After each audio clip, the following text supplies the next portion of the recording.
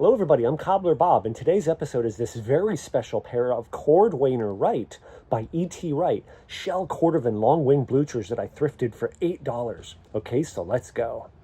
Hello everybody, it's Robert Powers. 4.5 out of 5. My shoe collection. These are made of Shell Cordovan. Here they are finished up. I'm not a professional. Look how tight this is though. Very clearly here, I just cut the thread in half. And here they are, all finished up. Okay guys, I am pretty excited to bring you this video here today. And I've been thrifting last couple years, since getting that 71 Cutlass you've seen on my channel, but off and on for like 7 years, I think 7-8 years, something like that.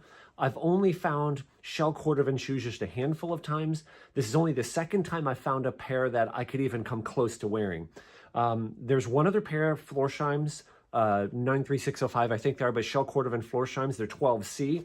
I would probably have to widen them, which means putting in a new insole, and I was almost going to do that and do a video of it, but there's a crack in them. Well, I might as well show you those. These are the Florsheims after I've, kind of cleaned them up. They've been sitting on a, shelf for a while, but the reason I'm not doing something with them is right there. I don't know if you can see it. That is definitely a crack, and everything that I've read about Shell Cordovan says that. Everything I've read about Shell Cordovan says that once you get a crack, it's just going to get worse. Those shoes require a few $100 and a lot of hours of time to get them up to snuff. So onto the shoes that I did pick up. These are a pair of, they're actually E.T. Wright is the manufacturer. And the logo, I'll try and show you the better logo. It says, if you look in there, get it to focus, it says Cordwainer Wright. So Cordwainer Wright, from what I've read is, and I tried to do some online research, there's like close to nothing online about E.T. Wright or Cordwainer Wright.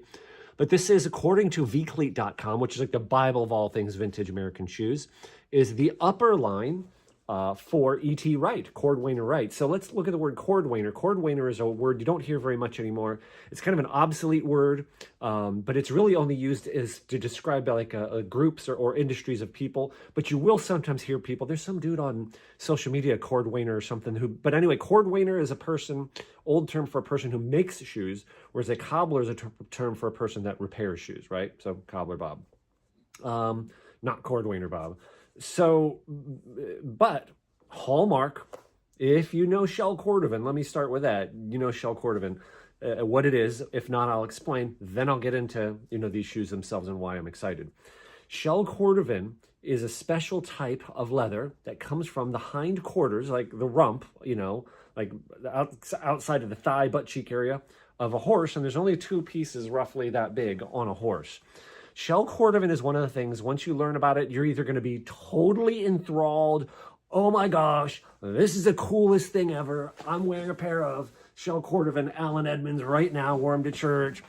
Shell Cordovan, Shell Cordovan, Shell Cordovan. Ah! That's the one end. Then there's going to be the other end of the spectrum, and you're going to be like, what? You guys are insane. I mean, it's pretty much two camps, right? There's an affiliation, affinity, holy grail people, and then there's people like, this is the dumbest thing ever, right? I remember I went to visit Horween Leather Factory. I'll put the link to the video in the description below. This was pre-COVID. At that time, calfskin, good leather, regular leather, calfskin leather was $10 a square foot. Horween Shell Cordovan was $100 a square foot. This was before COVID. So that just gives you an idea. That's why if you take an Allen Edmond like this, McNeil 2.0, which they don't make anymore, but it would have been $395. The Shell Cordovan version is $850. All they do is change the material, put a better outsole, $850.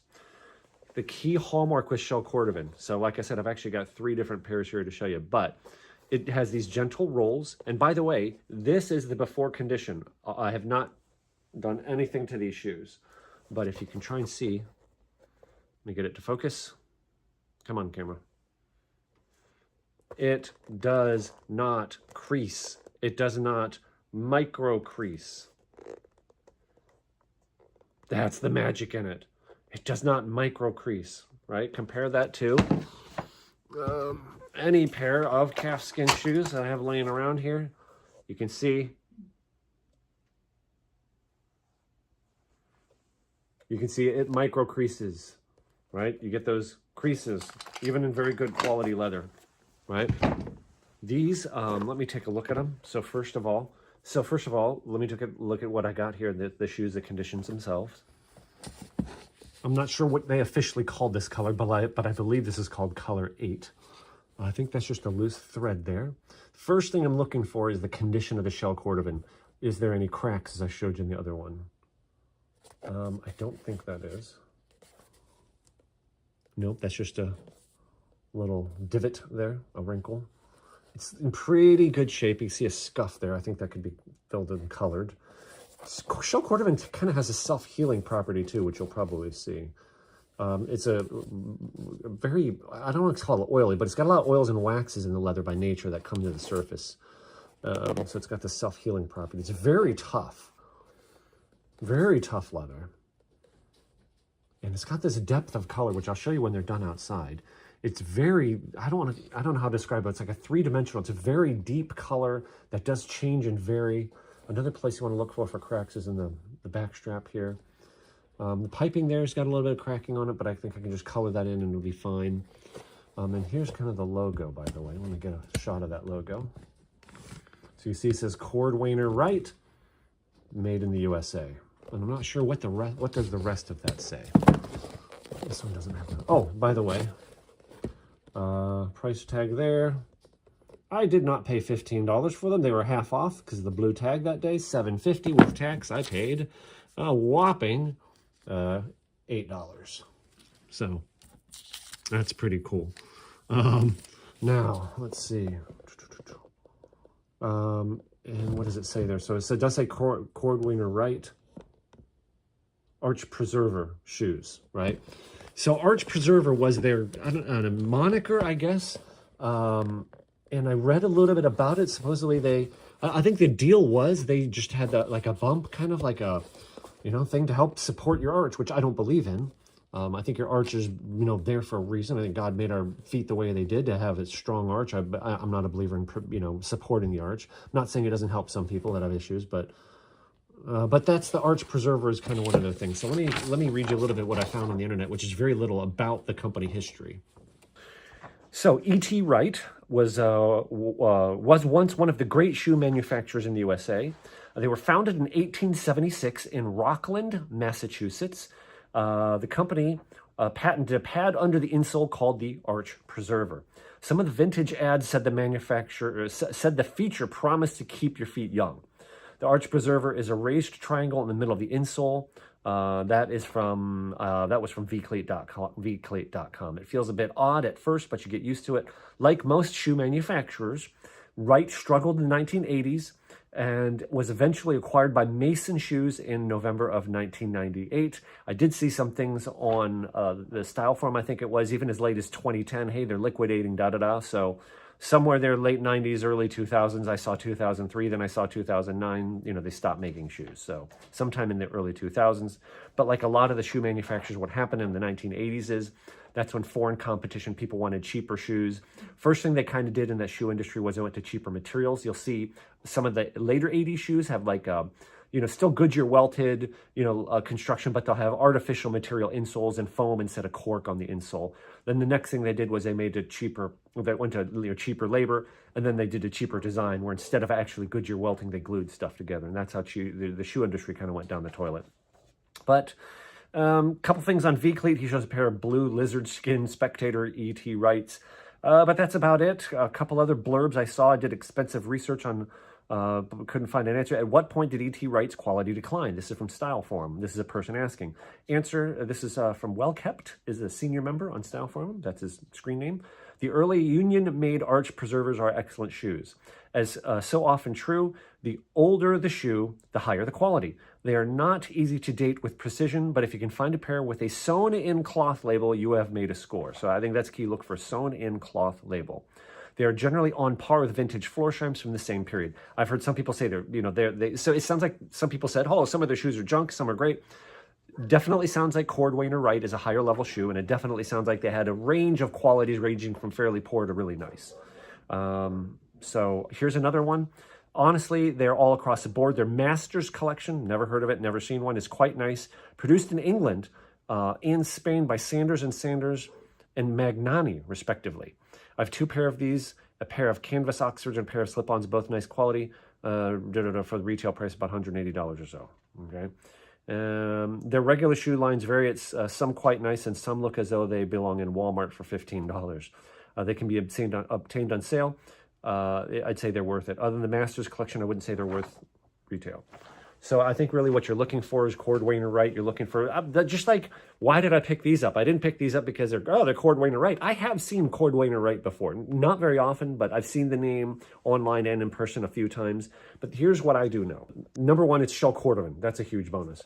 Number two, I can see that it is Goodyear welted, and I see it is high stitch density. So you see there, it has like typical for this style is called a long wing blucher LWB.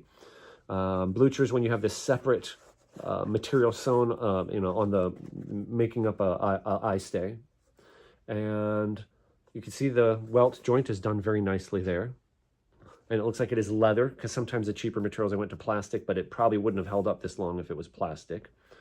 I see it has a double oak sole, I think. Yeah, single. Is it a single sole? That might be a single sole. It's hard to tell. It's either two thin soles or one. Anyway, two thinner. Double oak sole, it means two outsoles, or one that's a little bit thicker. And it does look like, I'm trying to see what the construction of the heel base stacked, I don't know that is leather, but it looks like a stacked leather heel base. It is a rubber leather combo with nails on it. So what we've got is good quality construction. It's kind of interesting. I think this is the original sole. You see the starting and stopping point is a little jogged. That's not necessarily horrible. Now here's something else I'm going to try to get it in the light. Right there, see that circle? I've seen that logo on other shoes. I don't know if you can tell. That word definitely says Cordovan, right? I'm going to see if I can get that to show up better. It's on this one too. I can't read it as well. I think it's easier to read on the other shoe. I'll try and see if I can get that to show up better, but that's one of the reasons, another reason it's kind of proof there, I guess you would say, that it is Shell Cordovan, right? That's the word over there is definitely Cordovan. I would imagine the first word is shell. I can't quite read it though. I really wish I could read that better. I'm trying to see, does that say made in USA maybe? I can't tell. I think that's, no, I can't tell. Look, I see a DE. Almost makes me think that might be a date. Or it could say made. That's probably made in USA, is what that is, the end of the word made. Yeah, I think that definitely is the word made. I think that says genuine Cordovan is what I'm thinking it says. I think that definitely says genuine Cordovan. And then I think that's an E.T. Wright logo in the middle.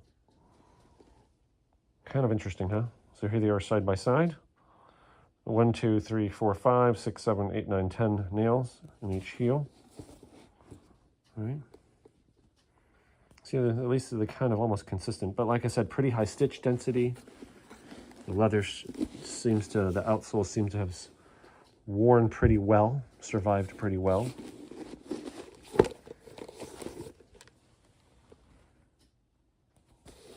There's a pad under the heel there.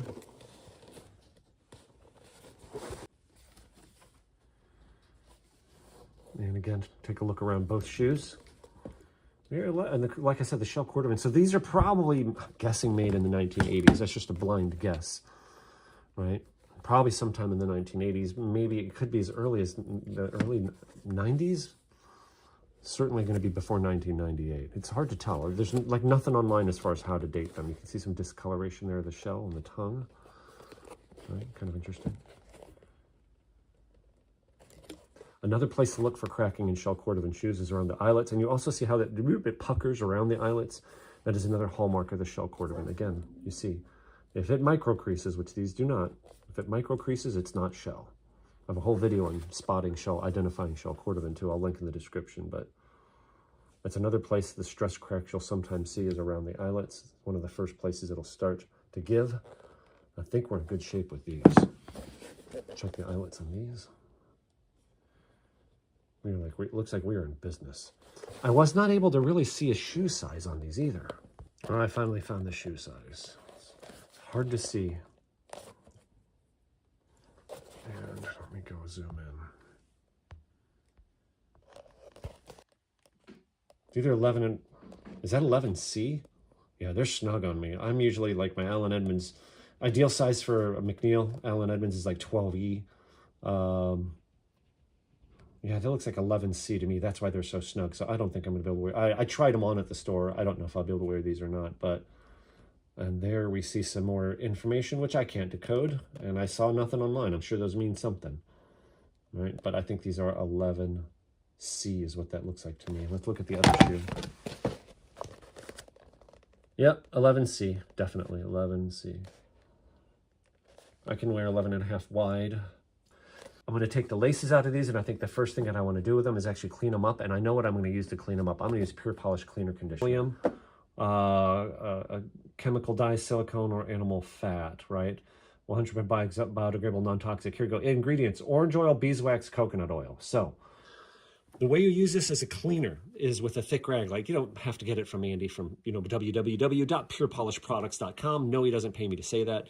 But you take something like a thicker cloth like this, okay? And this is using more of the cleaner properties, okay? And that's probably a little bit too much. I guess I'll just start with the left shoe. And I've already brushed them off, but just so that you see, I didn't skip that step, right? Just to get any loose dirt, stuff like that. Like I said, I already did this. That's why they look decent, right? But that's it. Right, let's get inside. Okay, now I'm going to take the cleaner conditioner and I'm just going to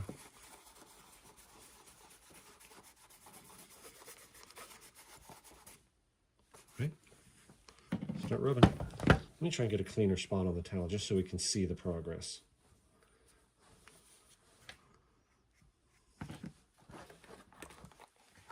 And I'm being fairly generous with it, right? So the orange oil in this, what this is going to do, see, look at that, right? See the color change?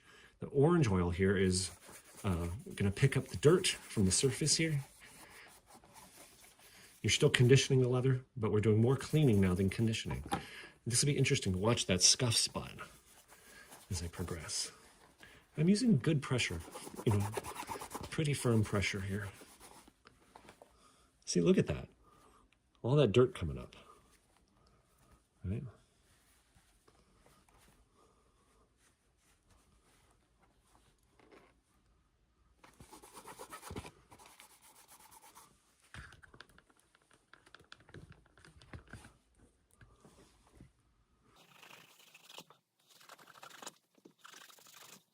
Yeah, look at all that stuff, huh?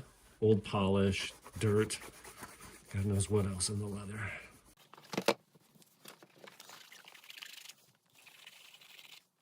I can get this tongue. Try and get down there where the stress is on this leather. Yeah, look at all that, huh? That's awesome. I used to, in my early videos, you see I used quite a bit on old shoes like this. I use saddle soap. Again, watch a video if you want with Andy from Pure Polish, but I've gotten away from using saddle soap. You can clean it just as well with this. And I think the reasoning for not using saddle soap is it can harm the pH of the leather.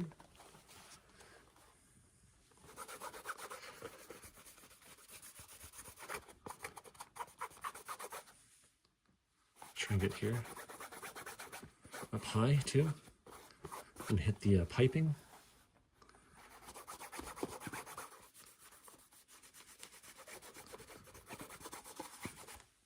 I think I have gotten the whole shoe, but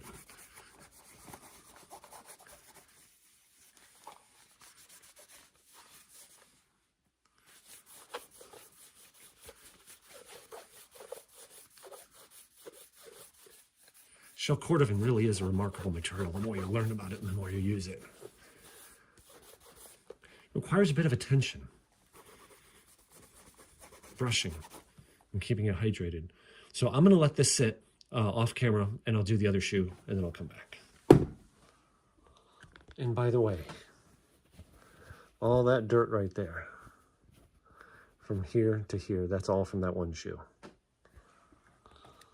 Now here's how they both look after just using the Pure Polish Cleaner Conditioner with the rag here, right? And you can see all the, where was it? All the yuckiness it pulled up. I lost the spot already, honestly, can't tell you. But anyway, it was quite a bit you saw in the first video. So I'm not going to brush them yet. I'm going to go one more round, but this time.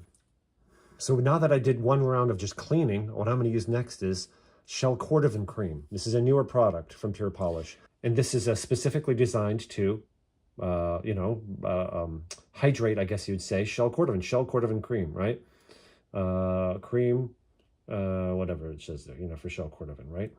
And biodegradable coconut oil, beeswax, orange oil, mixed, I don't know what that word is, but anyway, good stuff. I've used this before, so. Okay, second round. So for the second round, it's going to get this. And this, I'm just going to use my finger.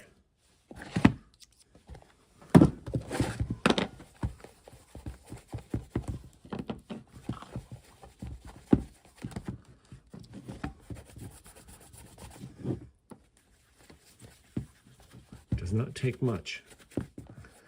Try and really get it down in the nooks and crannies there, though.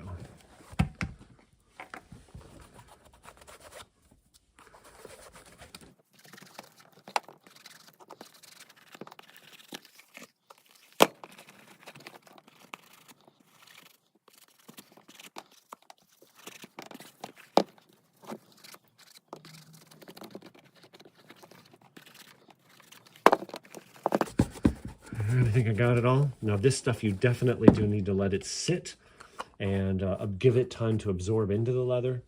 So I'm gonna let's see, does it say anything in the directions about that part of it?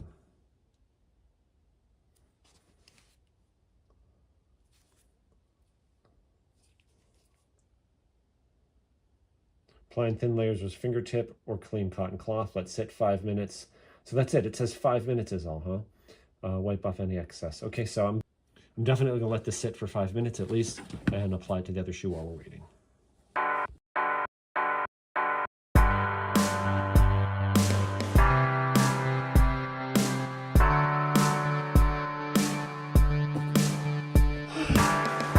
About another 5 minutes, I'd say, of vigorous brushing. Especially concentrating on the vamp there. Remember, there's no shoe polish per se on these. I don't think there was when I got them.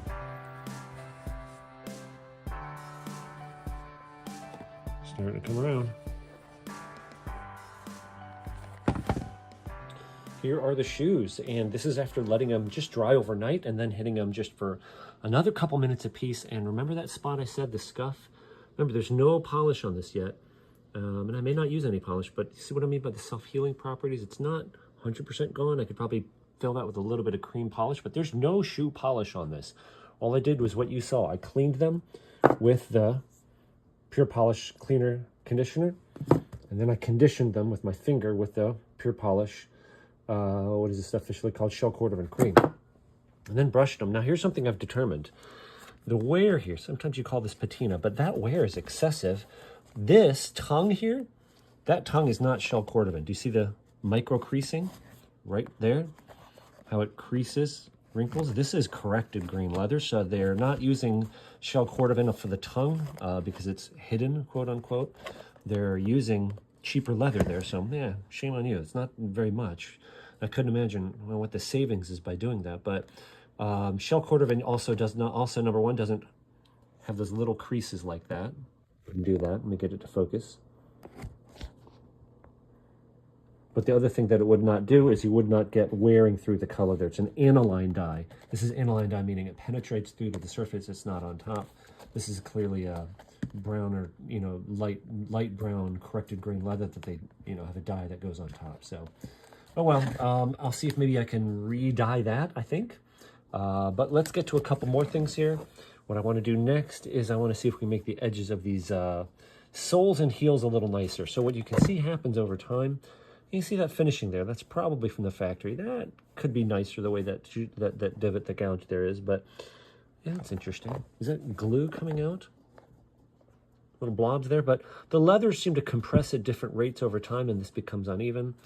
We're going to make that look a lot more beautiful. I'll show you how.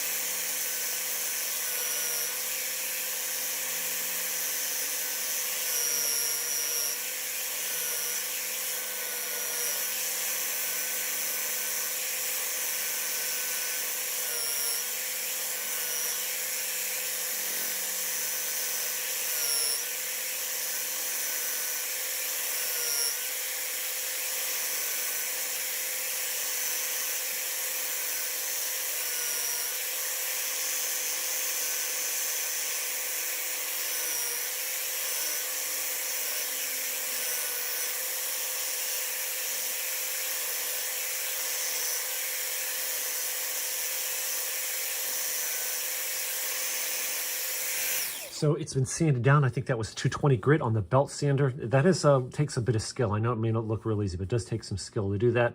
And then I hand finished it with 400 grit sandpaper. And when you do it right with the 400 grit, you should start to, the 400 should start to give you a shine even before you do anything to the leather. Like I said, you got to watch the angles, you know, because if you look, depending as you go around the shoe, the leather, the angle isn't exactly the same. And when I was more of a novice at this, I would put masking tape around the shoe too to keep from, you know, hitting areas of the shoe. And damaging the upper, good tip with the masking tape, stick it to your shirt first before you stick it to the shoe. Then it won't, you know, stick so, you know, vigorously. For this, I'm just going to use, it doesn't matter what shoe polish you use, especially for the edge of a heel, but I just have this. I want to keep this kind of a light color, so I'm going to use, this is Sapphire. What color is this? This is a light brown number 3 is what I'm using. But it's kind of like the lightest color within the brown range I have. So I'm just going to take a big glob of it.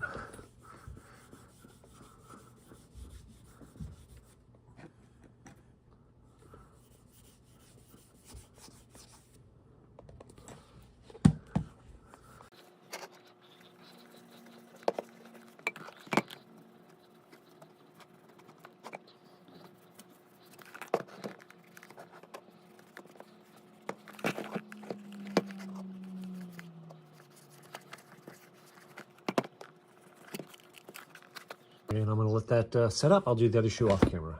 And here's a part I really like. Watch this, right? See the lack of gloss? Watch this. Boom. Isn't that nice? My crazy dogs in the background.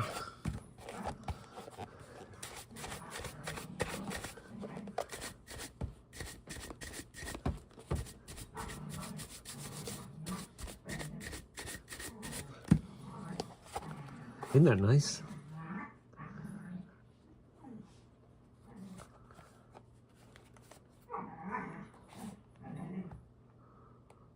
Love the way that you can see the leather grain and there's a shine on it.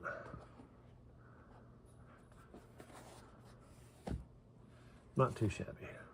Next, I'm going to see if I can't make these soles look a little better. Not the whole sole, but the arch area. And I just want to use this up. This is Saphir.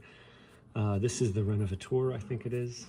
Yeah, there it is, Renovateur. Mink oil based. So, let's see what happens here.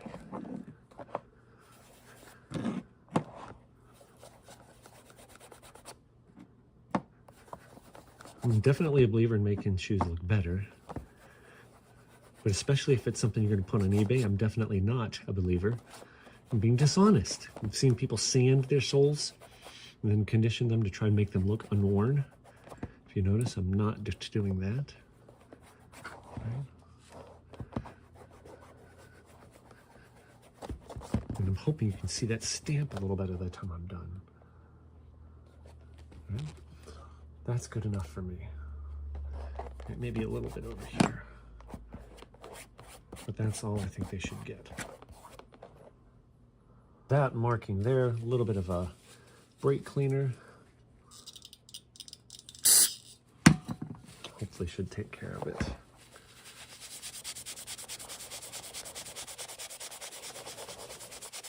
Yep, there it goes.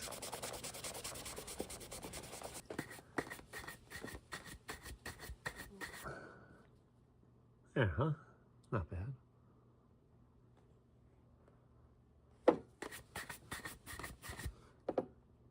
Here they are all finished up, and I wanted to show them to you outside here in some nice direct sunlight. It's kind of soft.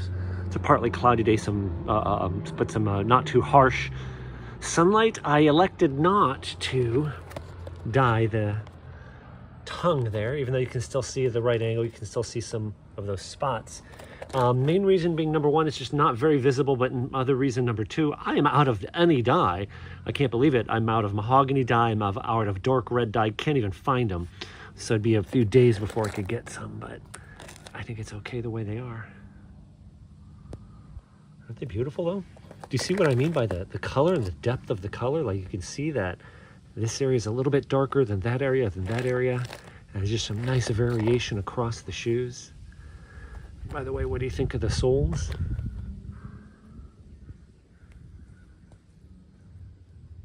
You can see that logo there. Now you can see it definitely says Cordovan.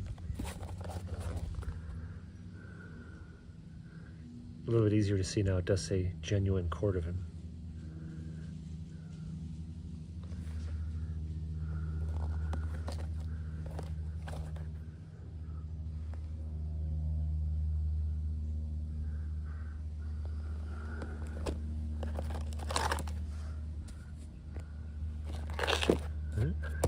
Probably should have washed my hands.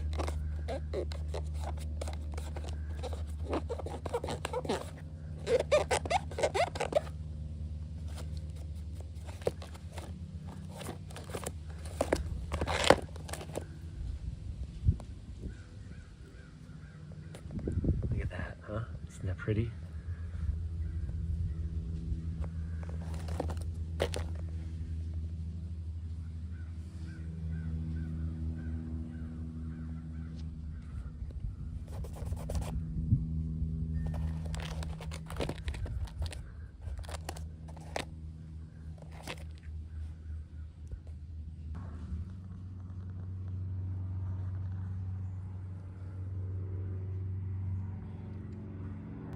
Thank you so much, guys, for watching. I'm Cobbler Bob. My channel name is now Cobbler Bob. And if you like the cobbling or the cars, like my 1971 Cutlass Resto mod, please feel free to subscribe and hit that thumbs up button if this brought you some value.